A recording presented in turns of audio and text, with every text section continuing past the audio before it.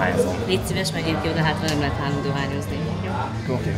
Tilos a dohányzás minden zárt légterű nyilvános helyen. A drasztikus változást hozó jogszabály 2012. január 1-én lépett életbe. Tilos rágyújtani a munkahelyeken, éttermekben és a szórakozó helyeken is. Áprilisig még nem büntetnek ugyan, de ettől még be kell tartani a törvényt. Vajon figyelnek-e a szombathelyi szórakozó helyeken? Ennek járt utána a Friss TV. A dohányzás egyértelműen káros az egészségre. Hát ezt már nagyon-nagyon sokféleképpen körbejártuk, nagyon sok statisztikai adat szól emellett, és ezt semmilyen kutatás vagy tudományos megállapítás nem oldotta fel még ez idáig.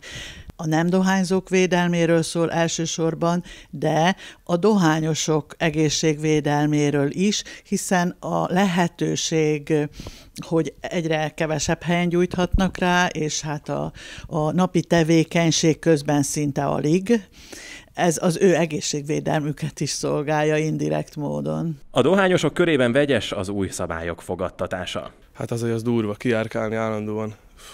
Szóval te dohányzol, de mégis itt benne ülsz. Hogy viszonyulsz ehhez az új törvényhez? Hát teljesen nem, vagy hát valamilyen szinten egyetértek vele, de nem nagyon. Megértem, hogy zavarja a nem dohányzókat, de ez hülye törvény szerintem. Mennyire változtatta meg a viselkedésed? Egyáltalán nem. Most annyi, hogy suliba ugye megszűnt a dohányzó, nem bent dohányzó, kimegyek az utcára. Milyen a levegő, amióta nincsen dohányzás? Füstös ugyanúgy továbbra is füstös, mivel hogy nagyon sokan nem tartják be a dohányzás elleni törvényt, hiába szólítjuk fel őket. Tudjátok, hogy január 1-től nem lehet dohányozni, és meg kell neked ne dohányozzatok. Ugyanúgy szívja tovább a hölgy is a cigarettát, nem tudok ellene mit tenni. Nincs hozzá jogom, hogy én őt most elzavarja minden. De nem félsz, hogy csökken a forgalom? Valószínűleg csökkenni fog, de még megpróbáljuk megoldani, hogy a teraszon majd lehet dohányozni. Hál' Istennek egyelőre legalábbis itt megoldják szombathelyen a dolgokat, tényleg minden klub, meg diszkó megoldja ezeket a dolgokat, hogy külső helyet alakít ki, és lehet dohányozni. Én szeretném nyomatékosítani, hogy nem a betartásban türelmi idő, hanem a szankcionálásban. És nem gondolod, hogy mondjuk tiszteletben kell tartani a nem dohányzók tüdejét például? Hát szerintem erre van, tehát nem tudom, ezt a megoldást, ezt még nem találták szerintem úgy ki, hogy az mindenki számára jó legyen. Amikor erről a törvényről hallottál, gondoltál akár egy percig is arra, hogy akkor most ezt betartod? Hát azt mondtam, hogy ha muszáj lesz betartani, akkor muszáj lesz betartani. Mert hogy dohányzási tilalom lépett életbe, ezt volt már, hogy tiszteletben tartottad? Természetesen még soha.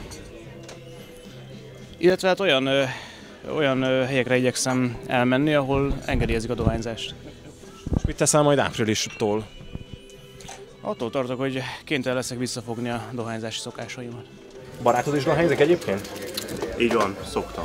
És mit szólsz ahhoz, hogy ezt már április óta nem végképp nem teheted meg? Két alapvető jog találkozik, ugye a szabadság joga és az élethez való jog, és hát ezt azért talán most már azt mondhatom, hogy hosszú ideje próbálják megtalálni a megoldást. Ugye a 90-es évektől van azt hiszem már terve az, hogy a dohányzást azt betiltsák. Tehát... Közösségi térben dolgozom, tehát ilyen ifjúsági közösségi térben, és ugye elég nehéz mondjuk betartatni a fiatalokkal azt, hogy mit tudom én, a szociális, tehát az intézményben, tehát hogy ne az intézmény előtt dohányozzanak, vagy az intézmény udvarában dohányozzanak.